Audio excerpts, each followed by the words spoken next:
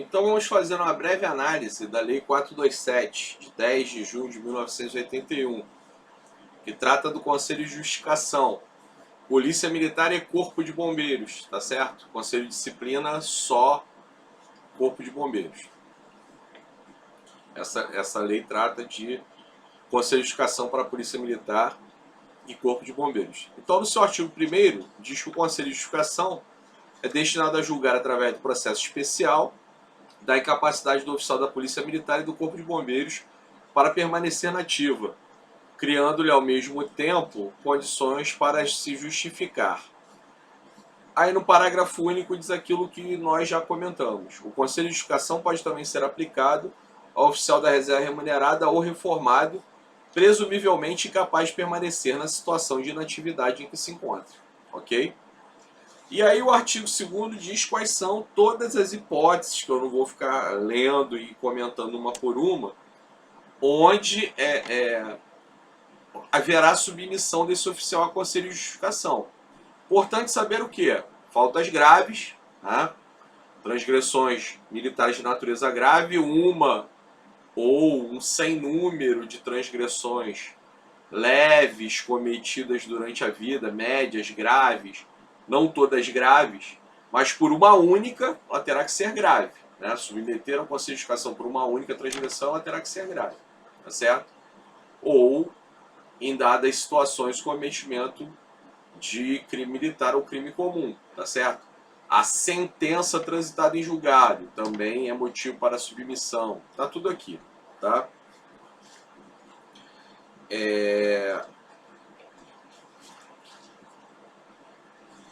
Então, é uma questão de julgamento ético, como já falei, né? Se tem ou não condições de permanecer, honorabilidade suficiente para permanecer, tá certo?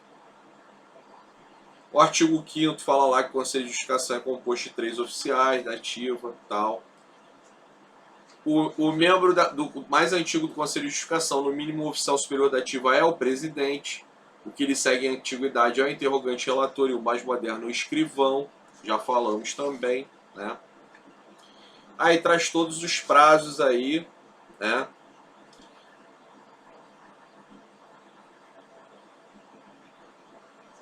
Fala que no artigo 12, parágrafo 2º, que a deliberação é tomada por maioria dos votos dos membros, tá certo? Aí, no que tange a solução, né? Tá lá no artigo 13. Recebidos os autos do processo do Conselho de Justificação, o secretário de Estado de Segurança Pública, aí, por simetria, o secretário de Estado de Defesa Civil, correto? Secretário de Estado de Defesa Civil. Dentro do prazo de 20 dias, aceitando ou não seu julgamento, e neste último caso, justificando os motivos de seu despacho, determina. Então, o comandante não é obrigado a concordar com a solução dada pelo Conselho, tá certo? Mas, se discordar, tem que fundamentar essa discordância. Então, quais são as possíveis, ao receber o Conselho julgado, solucionado pelos seus membros, o comandante, como autoridade administrativa militar, o secretário de Estado de Defesa Civil, o que ele pode fazer? Determinar o arquivamento do processo, se considerar justificado. Né? Justificar em direito disciplinar militar significa o quê? Significa entender que não ocorreu o ilícito administrativo. Então está justificado. A causa justificante. Não há punição possível nesse caso. Tá? A aplicação da pena disciplinar se considera contravenção ou transgressão disciplinar a razão pela qual o oficial foi julgado culpado. Isso acontece tanto no Conselho de Justificação quanto no Conselho de Disciplina, quanto na Comissão de Revisão Disciplinar. Pode-se entender que aquela transgressão em julgamento não é tão grave a ensejar uma exclusão, a ensejar uma demissão, aqui no caso do oficial. E aí, não havendo isso, pode-se verificar então uma punição disciplinar, outra que não a exclusão, tá certo? No regulamento vigente, prisão, detenção, repreensão e etc. Tá bom?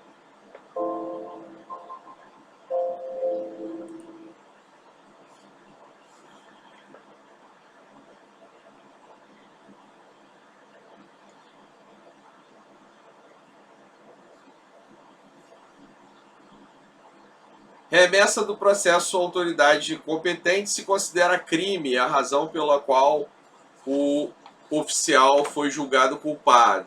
Isso aqui é um problema aqui, porque se considerar crime, vai ter que remeter, né, se for atestado o crime no curso desse processo, vai ter que remeter ao Ministério Público, mas também vai ter que excluir, né, vai ter que ou punir gravemente, tá certo? Não vai poder deixar só por conta do crime, né?